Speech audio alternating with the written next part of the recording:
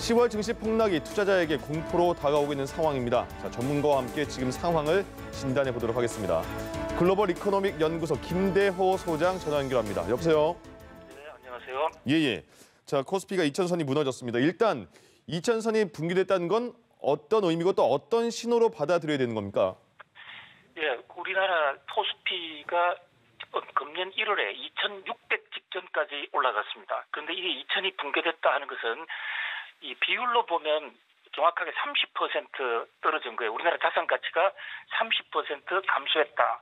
이렇게 볼 수가 있고요. 예. 또 하나 시점별로 보면 2016년 12월 7일 이후에 22개월 만에 원상복귀, 과거로 돌아갔다 이렇게 볼 수가 있는데요. 네. 2016년 12월 7일이라는 날짜는 박근혜 정부의 국정농단 사태로 이 나라가 아주 어려울 당시였어요. 예. 그러니까 적어도 경제적으로는 최근의 성장과 성취를 모두 까먹고 2년 전으로 돌아갔다. 한마디로 그 멘붕 상태인데요. 특히 경제적 의미를 보면 우리나라의 기업들의 시가총액 가치가 그만큼 추락했다, 하락했다.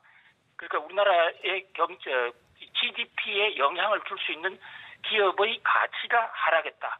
그런 면에서 앞으로 경제 상황이나 이런 면에서 매우 불길한 징조다. 한마디로 패닉과 공포 상황이다. 이렇게 지적할 수 있겠습니다. 그렇군요. 자, 그러면 이만큼 말씀하신 만큼 투자자들의 당혹감 그리고 허탈감이 클 것 같은데 투자자들은 그러면 지금 어떤 생각으로 어떻게 대처를 해야 되는 겁니까? 예, 이제 정권이 주가가 하락했을 때 기업 가치가 추락하는 그 기업의 시가총액이 추락하는 그 못지않게 주식시장에 투자하고 있는 많은 개인과 기관 투자자들의 경제적 손실이 문제인데요. 예. 아시다시피 최근 1, 2년간은 우리 정부가 부동산 가격을 안정화시킨다고 그러면서 부동산에 몰려있던 돈을 정권시장으로 투자를 하도록 많이 유도했습니다. 예. 특히 코스피가 아닌 코스닥 시장은 오늘 5% 이상 대폭락을 했는데요. 정부가 벤처기업 육성을 한다고 그러면서 그 세금을 깎아주는 벤처 펀드까지 만들어서 투자를 강요하고 금융위원장 같은 분은 직접 나와서 투자에 모범을 보이면서 투자 바람을 잡았는데 최근 들어서 중산층이 정권시장에 많이 몰려들었는데 이 중산층의 경제적 가치가 크게 하락했다. 그런 면에서 사회적으로도 불안감이 야기될 수가 있다. 그런 면에서 상당히 좀 우려돼요. 특히 일부 시장에서는 지금 개미들의 무덤이다. 그런데 최근에 주가가 폭락하는 이런 상황에서 외국인들이 먼저 빠져나갔고 그 시장을 한국의 개인들이 계속 사들어가면서 방어를 한 게 한 2달 됐거든요. 예. 그때 특히 사들어갔던 우리 투자자들은 그야말로 참담한 지금 결과를 지금 눈앞에 목도하고 있다 이렇게 볼 수 있습니다. 네, 지금 상황에 대해서 소장님도 되게 흥분하신 건 아니죠? 그럼요. 예. 예, 알겠습니다. 예. 자, 코스피가 계속 연저점을 찍고 있는 상황입니다. 계속 거래일이 지나갈수록 바닥을 찍고 있는데 그 이유가 뭐고 또 이런 추세가 언제까지 지속될지가 궁금합니다. 예, 주가가 떨어지는 요인은 크게 3가지로 요약할 수 있습니다. 첫 번째는 미중 무역 전쟁이 갈수록 더 악화되고 있다. 미중 무역 전쟁이 터지면 세계 G2가 충돌을 하면서 세계 경제의 무역량이 크게 줄어들고 GDP가 줄어들 수 있다는 이런 우려고요. 예. 또 하나는 미국의 국채 금리를 비롯한 전 세계적인 금리 인상 가능성, 또 금리 인상 가능성 따라서 선진국의 자금이 후진국의 자금이 선진국으로 빠져나가는 이런 현상이 있을 수가 있을 것 같고요. 예. 또 하나는 이제 우리나라 경제, 우리나라 주가가 특히 지금 10월달 들어서 많이 떨어지고 있는데 우리나라 경제에 대한 불안감 이런 것들이 있을 것 같습니다. 그러나 주가가 떨어지고 이런 것은 주가가 오르고 내리는 것은 그 가격은 오르는 막이 있으면 내리막이 있고 올랐다가 내렸다 하면서 커가는 겁니다. 그래서 느낌상으로는 패닉이고 공포라고 그러지만은 네. 사실 이게 우리나라가 브렉시트 상황이라든지 북한 핵이 터졌을 때에 비해서는 지금 주가 하락폭이 그렇게 심각하지 않은 거예요. 예. 사람들의 기분은 굉장히 지금 패닉이고 공포지만은 경제학의 트렌드나 라운트F가 얘기한 경기 순환록으로 봐서는 얼마든지 있을 수 있는 이런 상황이다. 그리고 이 지금 미국 금리가 올라가는 것 같은 경우에는 미국 경제가 좋기 때문에 조절하는 거기 때문에 예. 과거에 우리가 양적 완화 탈출할 때 상황에도 보면 한두 달 빠지다가 주가가 올라갔다. 그런 면에서 또 너무 불안하게 생각할 필요도 없다. 이렇게 봅니다. 예. 그럼 수장님께서 보실 때 앞으로는 그럼 더 내려갈 가능성은 얼마나 있는지 그리고 반등의 모멘텀은 또 뭐가 있을지 어떤 걸까요?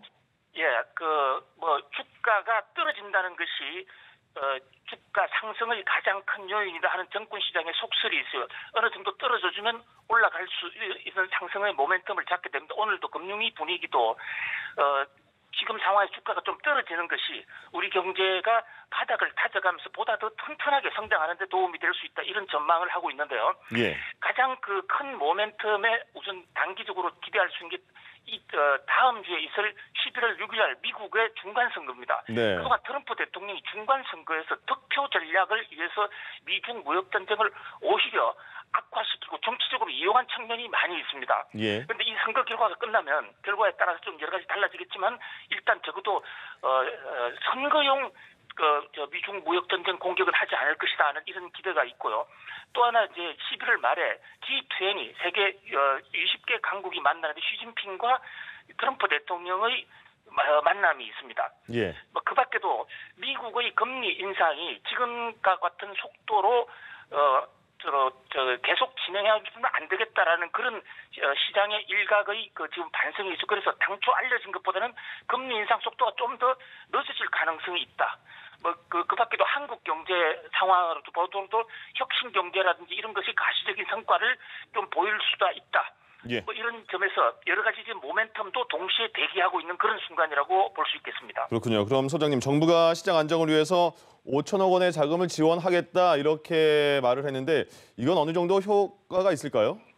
한마디로 5천억이라는 규모는 그야말로 조족지혈입니다. 세발의 예. 피라 이런 얘기죠. 우리가 하루에 우리나라 정권 시장의 거래량이 오늘도 6조였습니다. 보통 5조에서 7조 정도 왔다 갔다 하거든요. 네. 그런 경우에 5천억을 조달해서 시장을 좌지우지할 수 있는 것은 사실상 없다고 해도 과언이 아닙니다. 그러나 오늘 긴급금융대책위원회를 할 때 최종구 금융위원장은 나타나지도 않고 부위원장인 김용범 부위원장이 주도했어요. 그만큼 정부 입장에서는 그렇게 사태를 아주 심각하게 보고 있지는 않다 이렇게 생각이 됩니다. 예. 중요한 것은 지금 5천억의 자금을 하는 이 5천억 가지고 시장을 좌지우지할 수 없지만 정부가 그래도 사태의 문제 인식을 하기 시작했다. 특히 시장에 작전 세력 일부가 있을 수 있습니다. 공매도 등을 중심으로 하락을 유도해서 시세 차익을 얻는데 그런 정도는 5천억 가지고 막을 수가 있고요. 예. 보다 더 장기적으로 나아가서는 기획재정부나 청와대 차원에서 우리 경제의 보다 건전하고 구조적인 성장을 갈 수 있다는 그런 확신감을 주는 것. 그것이 지금 시장이 바라고 우리 정권 시장의 안정적 발전을 위해서 가장 중요한 팩터라고 그렇게 생각해 봅니다. 네, 알겠습니다. 자, 코스피가 2,000선이 붕괴가 됐고 여기에 대해서 앞으로의 전망을 해봤습니다. 글로벌 이코노믹 연구소 김대호 소장이었습니다. 고맙습니다. 네, 감사합니다. 예.